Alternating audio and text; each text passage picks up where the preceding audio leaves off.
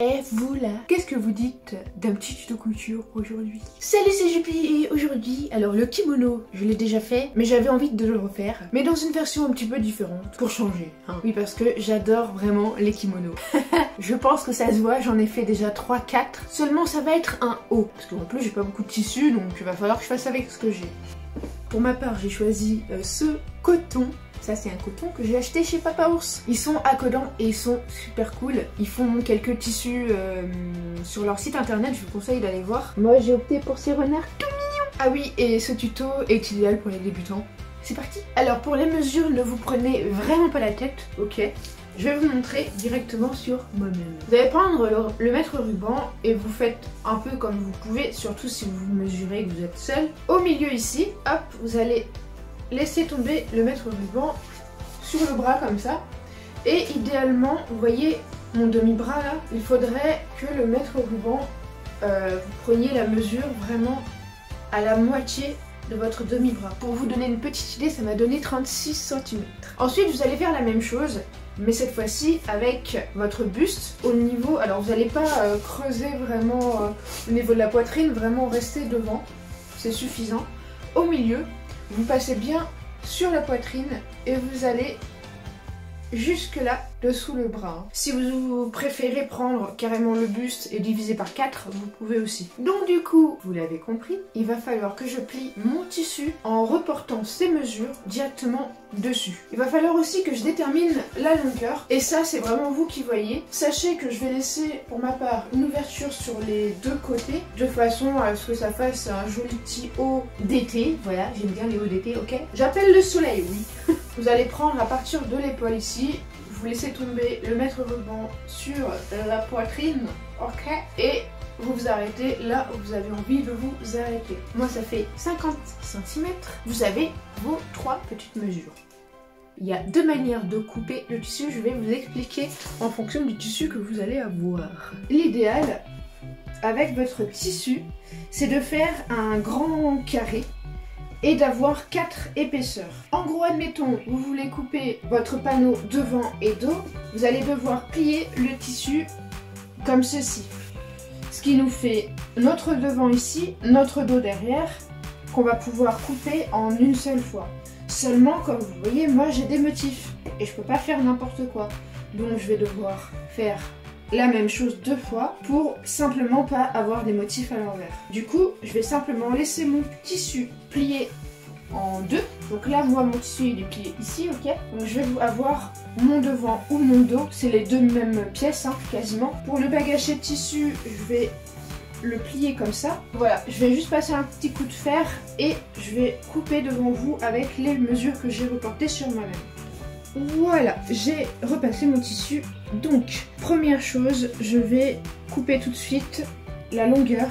La dernière mesure que j'avais prise, je la reporte tout de suite sur mon tissu en ajoutant bien sûr les marges de couture et je coupe simplement mon tissu comme ça. Pour les marges de couture, vous ajoutez 3 cm, 2 cm pour le haut et du bas et 1 cm pour le haut pour pouvoir assembler les deux panneaux, le devant et le dos ensemble. J'en profite aussi pour enlever cette bande qui ne me sert à rien. À la toute première mesure que j'avais prise, depuis le milieu du buste jusqu'à le demi-bras quoi, je rajoute également 3 cm parce qu'on aura un ourlet au niveau de la manche et pour l'assemblage de côté. Je coupe mon tissu comme ça. Je peux couper le même rectangle tout de suite dans mon tissu pour avoir le devant et le dos.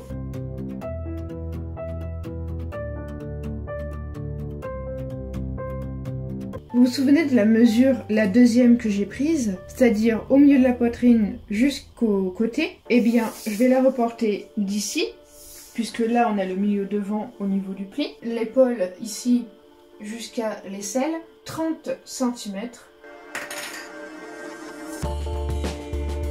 On va venir couper ce rectangle. Ensuite, on va découper un demi-cercle ici de 10 cm. Donc à partir de l'angle ici, on reporte 10 cm afin de nous donner un joli demi-cercle. qu'on va couper ensuite.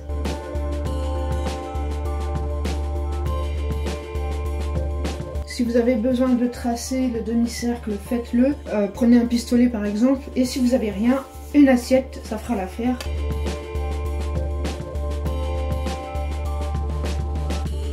Voici ce que ça donne déplié.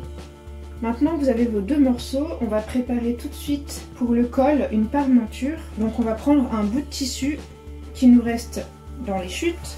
On va plier un espèce de grand carré comme ceci, afin qu'on ait un bout de tissu comme ça qui est plié en 4. Il faut qu'on ait au moins 12 cm. Donc la parmenture, vous pouvez la faire de la largeur que vous voulez. Donc là, moi j'ai même 13 cm que je vais reporter comme ça. Et ensuite, la largeur du col, 10 cm.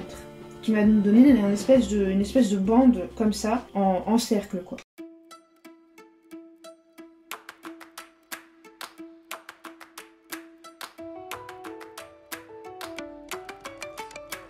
Voilà ma petite parmenture.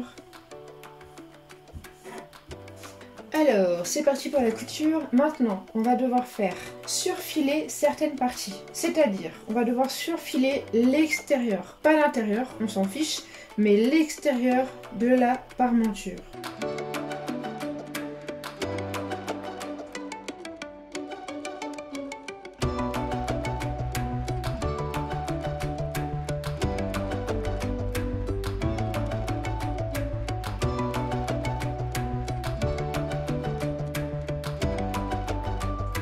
Nous y voilà avec les bords qui ont été surfilés et on va maintenant passer à la suite. C'est simplement de venir coudre les épaules. Donc on superpose endroit contre endroit, comme ceci. On va coudre les épaules ici et là à 1 cm du bord. On pourra en profiter pour surfiler tout de suite parce qu'après on va être coincé si on continue et qu'on ne le fait pas tout de suite.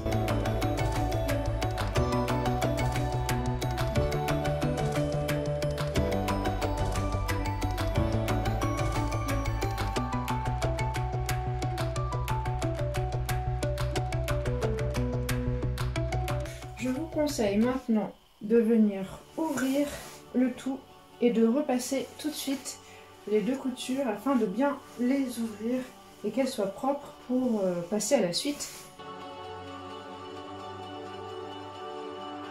Alors maintenant vous allez déposer le tissu comme je l'ai fait là sur la table. Et alors je sais pas si vous voyez mais il y a des petits plis qui sont ici et là. Ça représente le milieu devant et le milieu dos, ou l'inverse bien sûr, puisqu'on a les deux mêmes pièces. Donc ce qui est plutôt pratique avec le coton, c'est justement que ça marque facilement.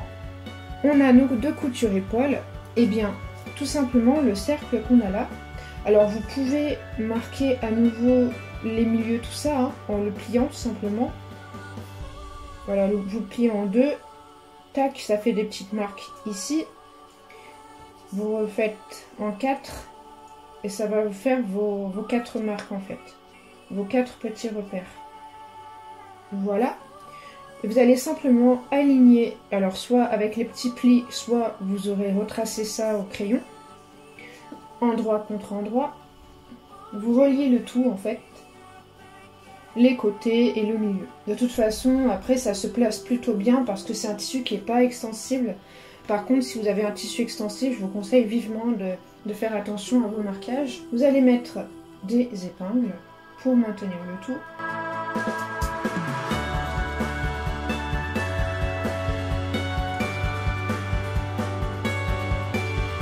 Voilà, et là, vous imaginez bien ce qu'il vous reste à faire. Vous allez coudre tout au bord, à 1 cm du bord. Pas besoin de surfiler, je vais vous expliquer une fois que j'aurai fait la couture. Petite précision, avant de coudre aussi, vous pouvez faire une couture un petit peu plus étroite si vous préférez. Vous allez comprendre pourquoi juste après. Moi du coup, au lieu de faire une couture, un assemblage en fait à 1 cm du bord, je vais utiliser la largeur du pied presseur. Et je vais simplement utiliser cette largeur pour faire ma couture. Ça me suffira largement et je vais vous expliquer pourquoi juste après.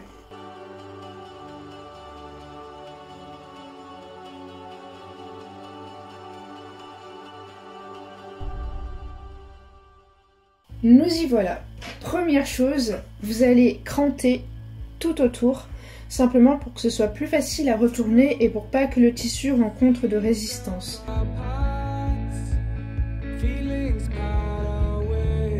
Ensuite, on va simplement glisser à l'intérieur, comme ceci.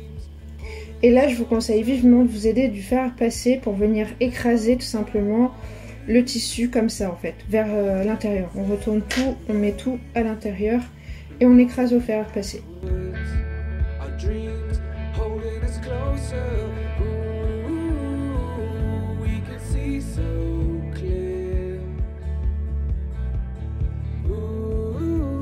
Et donc à partir de là, vu que j'ai cousu tout à l'heure à moins d'1 centimètre de couture, je vais pouvoir coudre maintenant à 1 centimètre de façon à enfermer les marges à l'intérieur. Voilà, donc là je couds à 1 centimètre tout autour, comme ça les marges, en gros le tissu va pas s'effilocher en dessous quoi.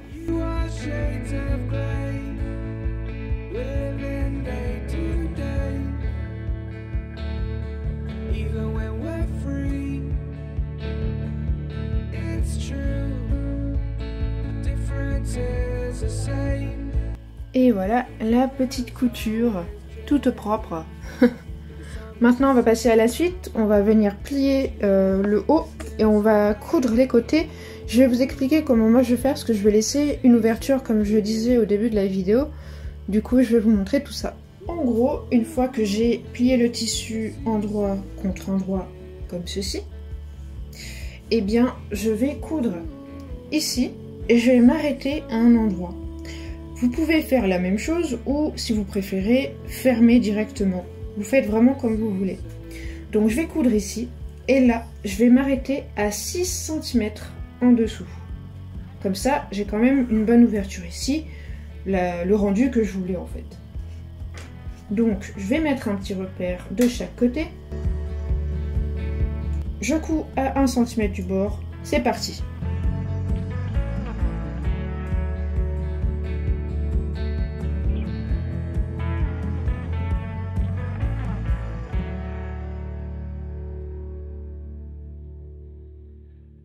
Alors là, ce que je fais, c'est que je vais repasser simplement les côtés et venir bien écraser les revers que je voulais faire sur les côtés pour que ce soit plus facile quand je vais coudre par-dessus.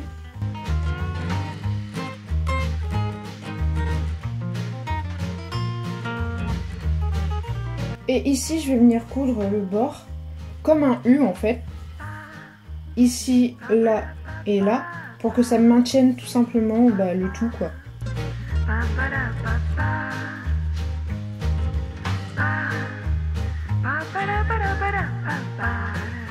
Et maintenant il ne reste plus qu'à faire les ourlets du bas et des manches.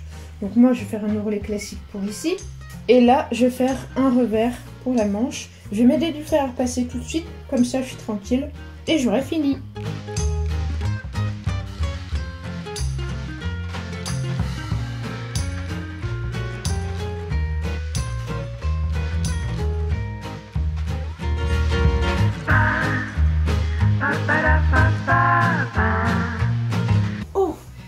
Façon japonais, hein, parce que les kimonos ça vient du Japon et moi j'adore. En plus avec le bleu le tissu il passe nickel. Et le petit gilet aussi.